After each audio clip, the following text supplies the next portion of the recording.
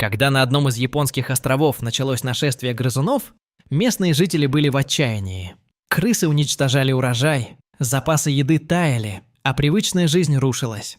Но все изменилось, когда на остров высадилась армия пушистых хищников. Никто не мог представить, что эти кошки не только спасут остров, но и станут его настоящими хозяевами. Как им это удалось? И что произошло дальше? Досмотрите до конца, чтобы узнать.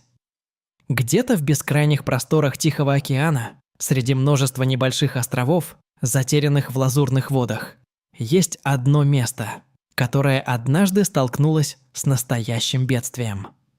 Это был тихий, умиротворенный уголок, где люди жили в гармонии с природой, занимались сельским хозяйством, рыбной ловлей, наслаждались спокойной жизнью, полной простых радостей. Здесь не было городской суеты, шумных улиц, огромных зданий, лишь море, свежий воздух и размеренный ритм жизни. Однако однажды этот мирный уголок оказался под угрозой, и все изменилось. Все началось неожиданно.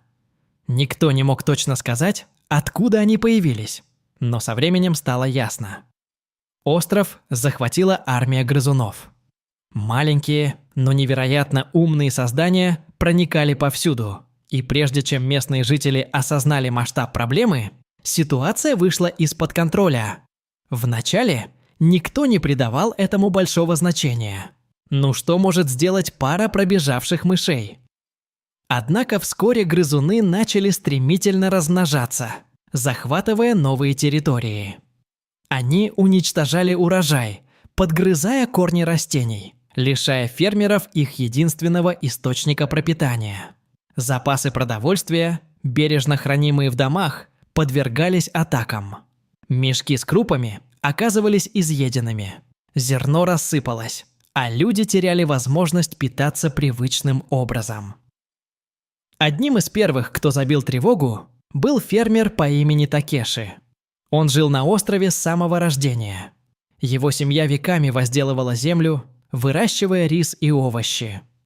Такеши видел, как его поля постепенно превращаются в пустырь, а крысы, словно тени, проникают в каждый уголок его амбара.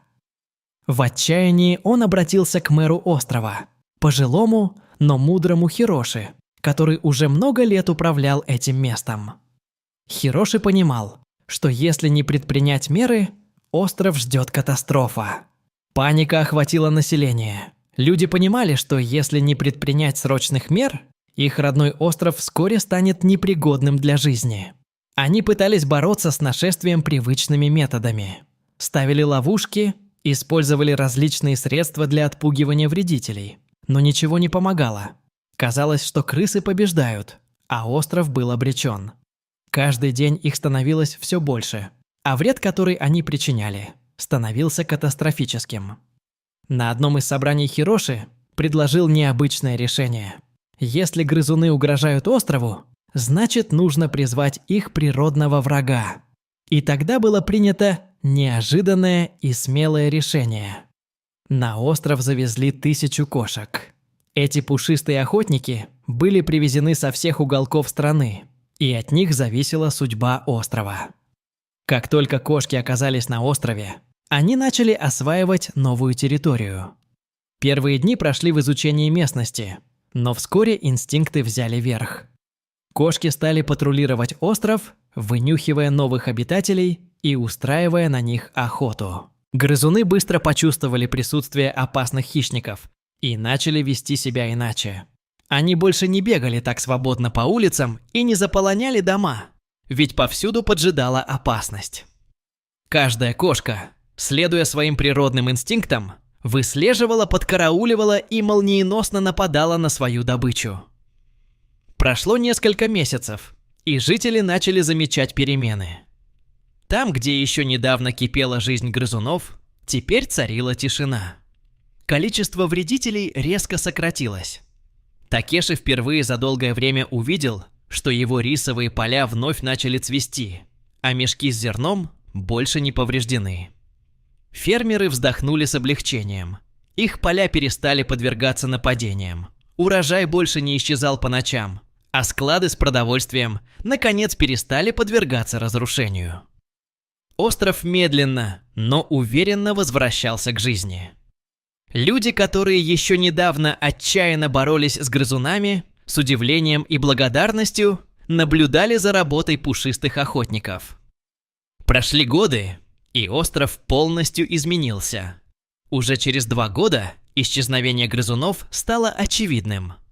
Однако кошки продолжали нести свою охранную службу. Они будто чувствовали свою важную миссию и поддерживали установленный баланс. Жители, которые сначала с недоверием отнеслись к массовому переселению кошек, постепенно полюбили своих спасителей. Теперь эти пушистые создания не просто жили на острове, они стали его полноценными обитателями, неотъемлемой частью экосистемы. Люди начали заботиться о них, подкармливать и даже строить укрытия. Юки, молодая девушка, работавшая в небольшой закусочной на острове, рассказала, как одна из кошек, которую она назвала Момо, стала постоянным гостем у ее кафе. Кошка сначала просто наблюдала издалека, но вскоре привыкла к людям и даже позволяла себя гладить. Постепенно подобные истории стали появляться повсюду.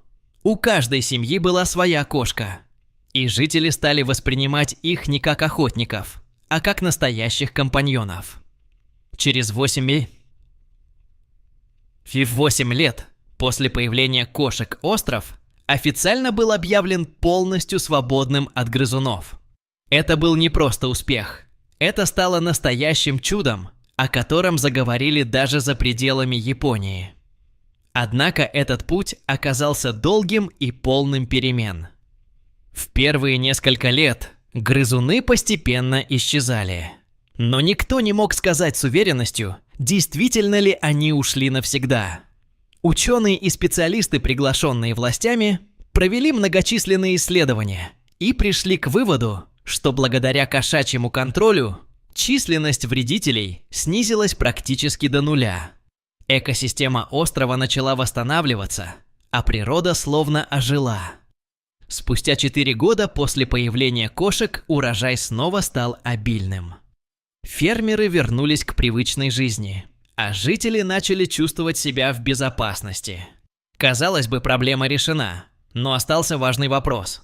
Что теперь делать с кошками? Они выполнили свою миссию, но никто не мог представить остров без них. К 8-му году существования кошачьего королевства пушистые хищники не просто закрепились на острове, они стали его неотъемлемой частью. Туристы, услышавшие о невероятной истории спасения, начали приезжать, чтобы увидеть удивительное место, где кошки стали хозяевами. Для них даже построили специальные зоны с укрытиями, где местные жители заботились о них, подкармливали и лечили. Теперь остров не просто называют кошачьим королевством. Он стал одним из самых необычных мест в мире, где люди и кошки живут в гармонии, уважая друг друга. Местные жители больше не воспринимали кошек как охотников. Они видели в них друзей, защитников, хранителей своего дома. Так закончилась эта удивительная история о том, как кошки спасли целый остров от нашествия грызунов, а затем стали его душой и легендой. Их появление изменило не только судьбу острова, но и жизнь его обитателей, доказав, что иногда самые неожиданные решения приводят к настоящему чуду. Теперь любой, кто приезжает сюда, может увидеть, как природа и человек могут сосуществовать в гармонии, а пушистые хранители навсегда останутся частью этой удивительной земли.